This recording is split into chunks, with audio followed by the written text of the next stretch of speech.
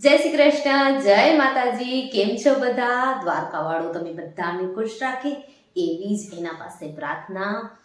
તો થંબનેલ જોઈને તો તમને ખબર પડી જ ગઈ હશે. આજે હું તમારી સાથે શેર કરવાની છું એક સરસ મજાની ખુશખબરી. મારા માટે તો શું કહું એ ફિલિંગ્સ વિશે. દ્વારકાવાળાની ઘણી બધી મહેરબાની છે મારા ઉપર, અને એની જ મહેરબાનીના લીધે આ દિવસ મેં મારી લાઈફમાં જોયો. તો ચાલો વિડીયોને ચાલુ કરીએ. તો જેમ યુટ્યુબમાં આપણને પૈસા મળે એવી જ રીતના ફેસબુકમાં પણ પૈસા મળે છે. જો તમને ખબર ન હોય તો જણાવી દઉં. જો કે મને ખબર હમણાં છેલ્લા કેટલા આઈ થિંક 6-7 મહિના પછી પડી હતી કે ફેસબુક પણ પૈસા આપે છે. તો કેમ કે હું યુટ્યુબમાં 1.5 વર્ષથી કામ કરું છું, અને ફેસબુકમાં હું પોસ્ટ તો રાખતી પણ ક્યારેક ક્યારેક ને એવી રીતના એમ. પછી 6-7 મહિના પછી મને ખબર પડી કે ફેસબુકમાં પણ પૈસા મળે છે. તો પછી મેં બધું ચેક કર્યું. તો એમાં ક્રાઇટેરિયા અલગ અલગ ક્રાઇટેરિયા છે ફેસબુકમાં. જેવી રીતના યુટ્યુબમાં અલગ અલગ ક્રાઇટેરિયા છે ચેનલને મોનેટાઈઝ કરવાના, એમાં ફેસબુકમાં પણ છે. તો ફેસબુકના ક્રાઇટેરિયાની જો તમારી સાથે વાત કરું ને, તો સ્ટાર્સ મળે આપણને, પછી એડ સ્ટ્રીમ્સ, રીલમાં બોનસ તરીકે પણ મળે છે, સબસ્ક્રિપ્શનમાં મળે છે.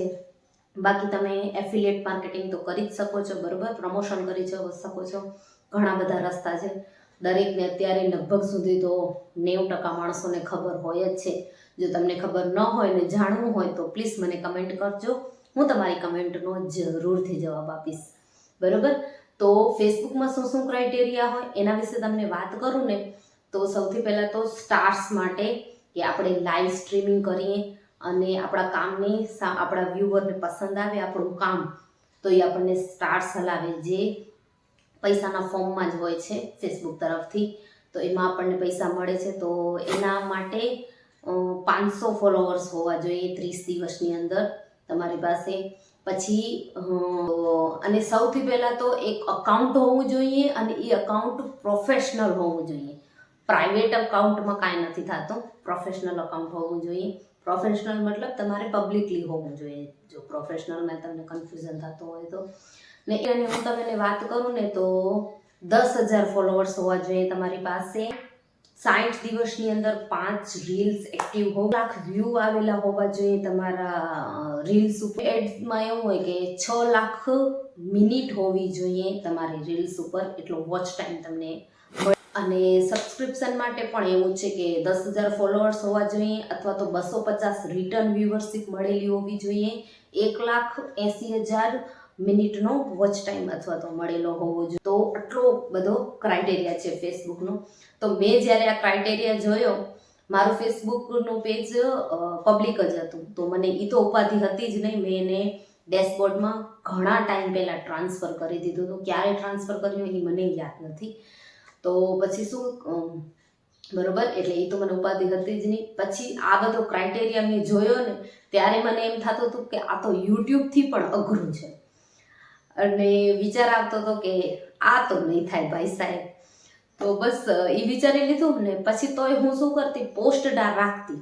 એ મેં પોસ્ટ રાખવાનું મૂક્યું નહીં કે વાંધો નહીં. શું વિચારતી કે મારા જે આમાં જે ફોલોઅર્સ હશે ને ફેસબુકના, એને હું મારા યુટ્યુબના વિડીયો એડ કરીશ ને, તો મને મારા યુટ્યુબ માટે વોચ ટાઈમ મળી જશે.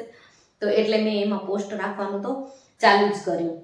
પણ આટલો બધો ક્રાઇટેરિયા હોવા છતાંય મારા પેજ ઉપર અત્યારે 3,700 જેટલા ફોલોઅર્સ છે. કદાચ હું આ વિડીયો અપલોડ કરીશ ત્યાં સુધીમાં 4,000 પહોંચી જશે. તો ઓવરઓલ 4,000 હું કહી શકું એમ છું. 3,793, એટલે 800 તો થઈ જ જશે આજે કમ્પ્લીટલી, અને બાકીના 200 થઈ જ જશે. સો ટેન્શન નથી. તો ઓવરઓલ 4,000 ફોલોવર્સ તમે કહી શકો છો. 4,000 ફોલોવર્સ હોવા છતાં મને ફેસબુક તરફથી મેસેજ આવી ગયો, યોર અકાઉન્ટ હેઝ મોનેટાઇઝ.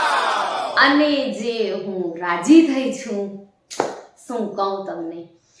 તો બસ ફેસબુકનું મારું અકાઉન્ટ છે એ મોનેટાઈઝ થઈ ગયું છે. હવે ક્યારે પૈસા આવે છે, કેટલા પૈસા આવે છે, એ જેમ પ્રોસેસ થશે એમ હું તમને તમારી સાથે શેર કરીશ, તમને જરૂરથી જણાવીશ. બાકી આ ફેસબુકને મોનેટાઈઝ કરવામાં મને કેટલી મહેનત લાગી છે એ હું હવે તમને મારા બીજા વિડીયોમાં જણાવીશ પાર્ટ 2માં. તો પ્લીઝ ચેનલને સબસ્ક્રાઇબ કરજો, વિડીયોને લાઈક કરજો. હું તમને ફરી મળીશ એક નવા વિડીયો સાથે. જય શ્રી કૃષ્ણ, જય માતાજી.